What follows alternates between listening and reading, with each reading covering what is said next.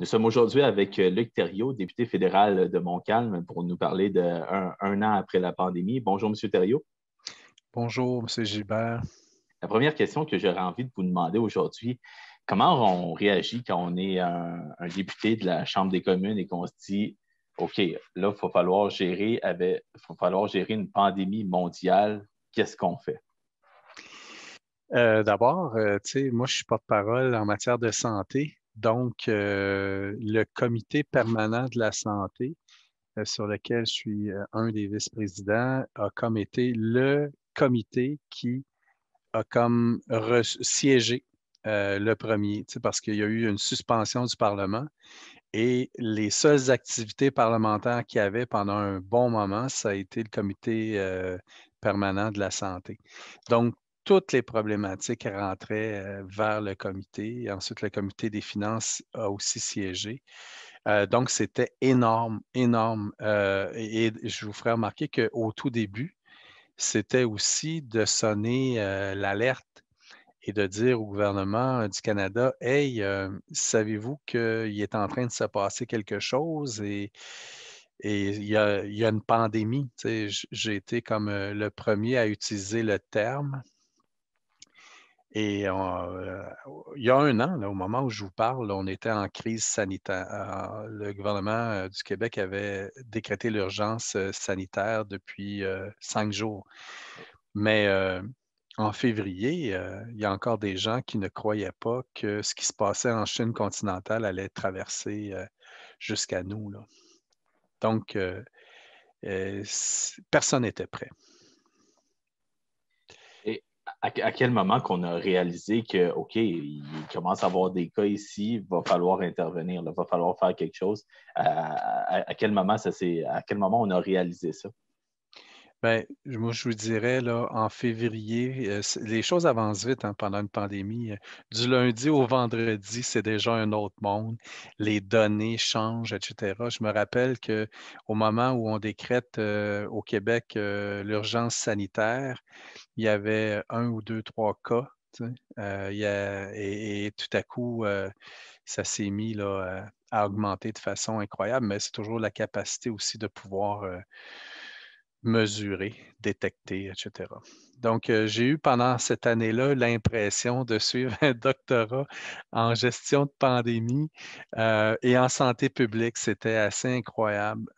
Puis, c'est au niveau du bureau de comté aussi. Tu sais, à un moment donné, je me rappelle dans un point de presse avoir dit au premier ministre, il y a 330, parce qu'il y avait un manque de transparence, il y a 338 bureaux de circonscription qui peuvent devenir des agents pour aider les gens, pour orienter les gens, pour faire la promotion des règles, des directives, etc.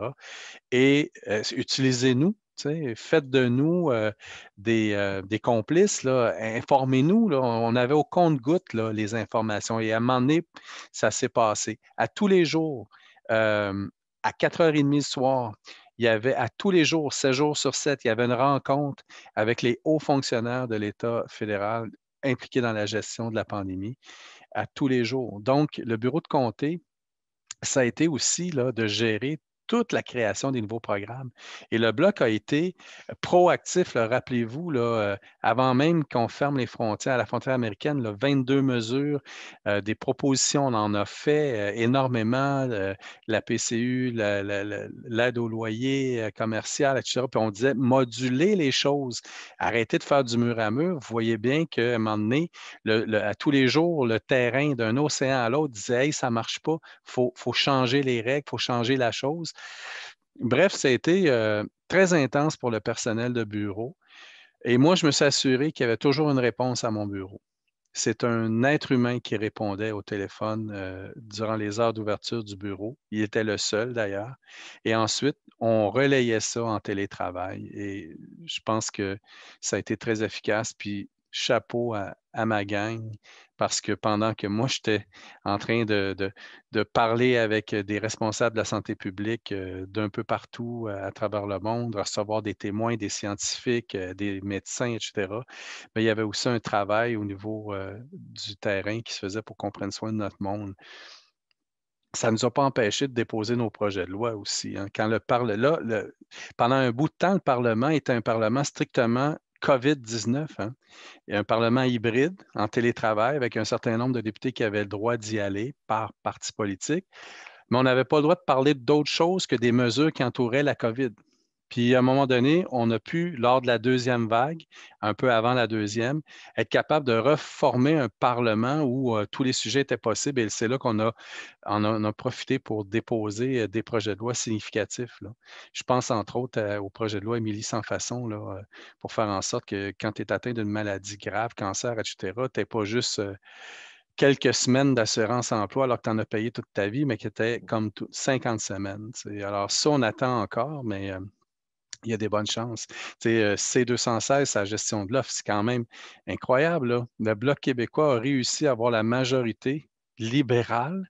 Les conservateurs ont voté contre, là, majoritairement, puis O'Toole aussi, pour que la gestion de l'offre ne soit plus jamais sacrifiée dans les accords internationaux et dans la renégociation des accords internationaux.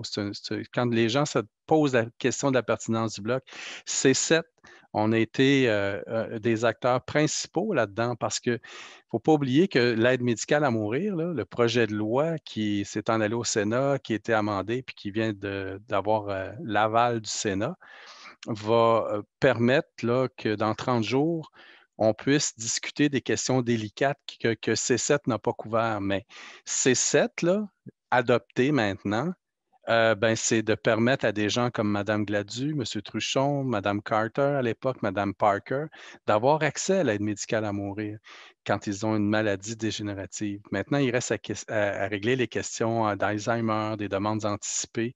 Et il y a aussi un comité spécial qui va être créé des deux chambres et un comité d'experts sur la question à quelles conditions on ouvrirait la possibilité de donner accès à la maladie mentale, à un patient qui a une maladie mentale et dont la seule condition de sa souffrance intolérable est la maladie mentale. À quelles conditions? Il y a un comité d'experts qui va se prononcer. Nous, on va aussi se prononcer là-dessus, mais on va aussi se prononcer sur l'accessibilité aux soins palliatifs et donc toutes les mineurs matures. Alors, toutes des questions délicates et c'est le Bloc qui a dit au gouvernement, garde là, ça a assez duré, là, les tergiversations puis l'idéologie politique, là.